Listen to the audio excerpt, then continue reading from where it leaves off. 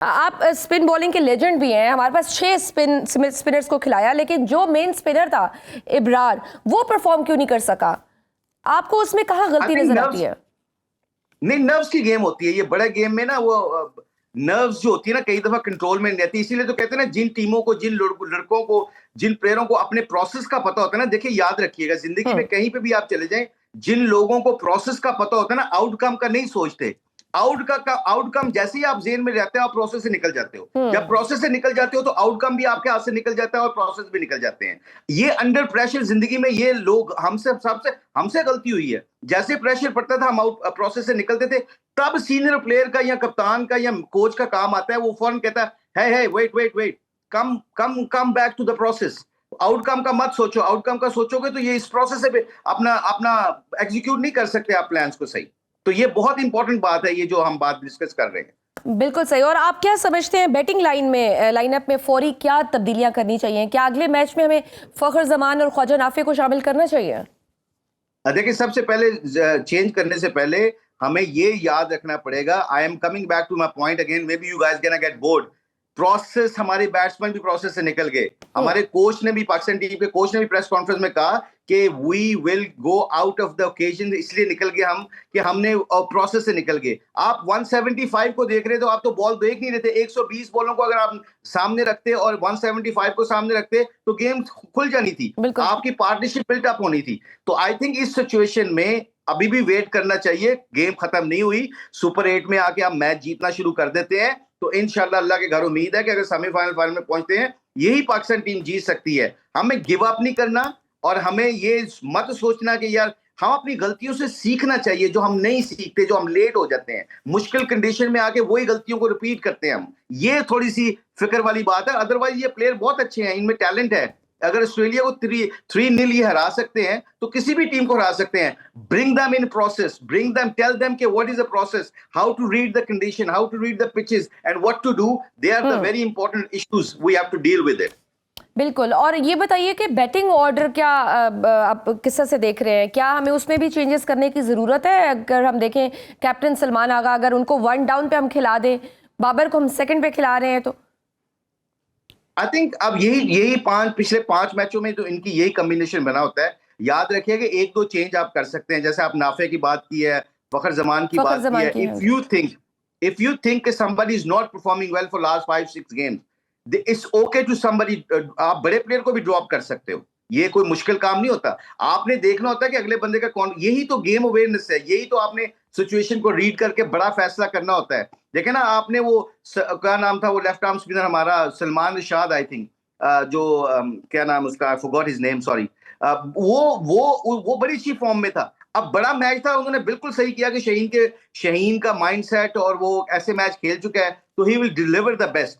It does not mean कि उसको score पड़ गया, वो बॉलर अच्छा नहीं है, मगर कंडीशन के मुताबिक उसको हमने यूटिलाइज ही गलत किया। जैसे ही पहला ओवर हुआ, आपको चाहिए था कि फौरन ऑफ स्पिनर से बॉलिंग करवाना शुरू कर दे, कि because they were 2 left hander. तो आपका जो पॉइंट है कि जो इस वक्त चेंजिंग टीम में चाहिए, वो आपके कोच और टीम ने देखना है कौन से लड़के में कॉन्फिडेंस है इस वक्त, कौन अच्छा खेल रहा है, कौन नहीं खेल रहा होता। उसके बाद दलेरी से फैसला करना है। और याद रखिएगा, जो दलेरी से फैसले किए जाते हैं ना, दिल से खेले जाते हैं, दिल से किए जाते हैं, उनमें बरकत आ जाती है फिर।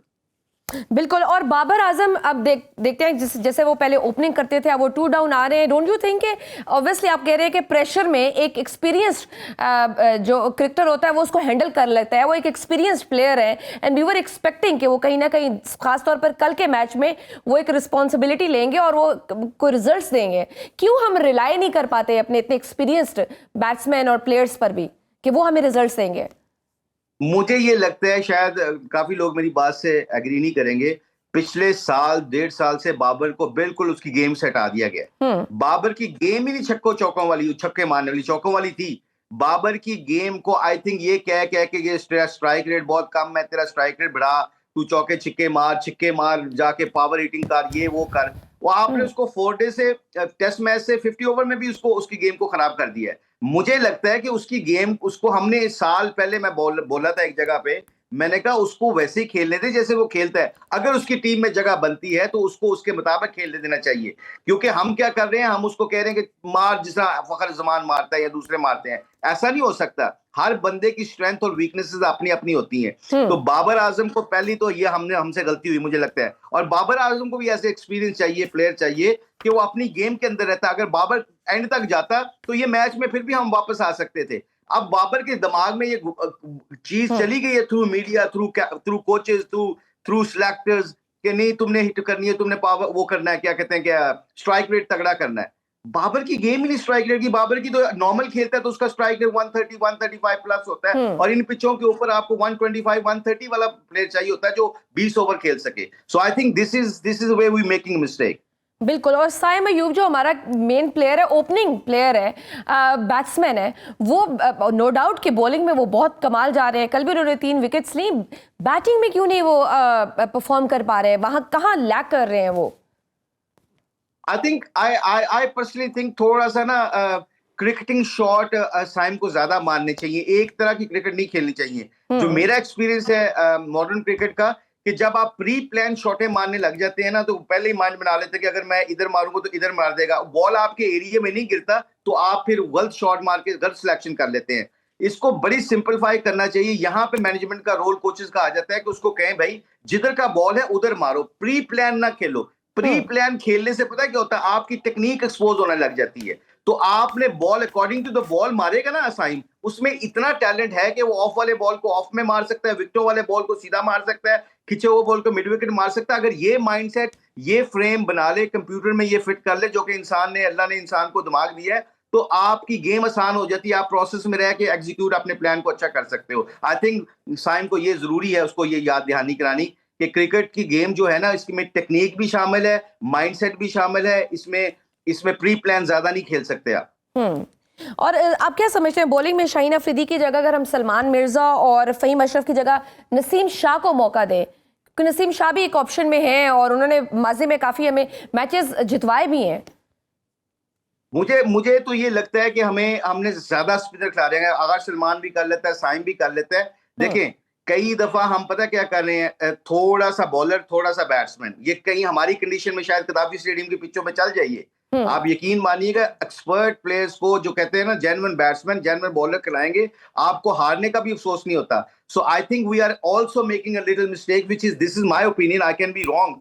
हम क्या करते हैं कि ऑलराउंडर्स को इतना खिला दिया है कि थोड़ी 2-3 विकेट ऊपर से गिरती है, पता लग जाता है कि आप कौन खेले। क्योंकि ये जो जैसे फहीम है, जैसे नवाज है, शदाब है, ये ऐसे प्लेयर हैं कि इनको 3-3 4-4 ओवर चाहिए, इनसे ज्यादा नहीं चाहिए। अगर आपने इनको 6 ओवर दे दिए, 7 ओवर दे दिए, इनको पता नहीं बेचारों को, अभी तक इन्होंने सीखा नहीं है कि हमने गेम को कैसे लेके चलना है, क्योंकि दे आर पावर हिटर्स। और आपको जब 5 जेन्युइन 6 बैट्समैन खिलाएंगे, 5 जेन्युइन बॉलर खेलेंगे, एक छठा ऑलराउंडर खिलाएंगे, आपकी टीम का कॉम्बिनेशन इस तरह बनता है। फ्लैट पिचों के ऊपर आप जीत गए तो जीत गए, वरना ऐसी कंडीशन के ऊपर आपको जेन्युइन प्लेयर ही जिताते हैं। जैसे नसीम जेन्युइन बॉलर है आपका, वो जैसे आपने शाद का कहा, वो अच्छा बॉलर, अच्छी बॉलिंग कर रहा है, शाहीन अच्छी बॉलिंग कर सकता है। आपने 2-3 जेन्युइन आपने फास्ट बॉलर जरूर खिलाने हैं। कहीं जहां हम फंसेंगे आपको पता ही नहीं चलना फिर जाएं कहां पे।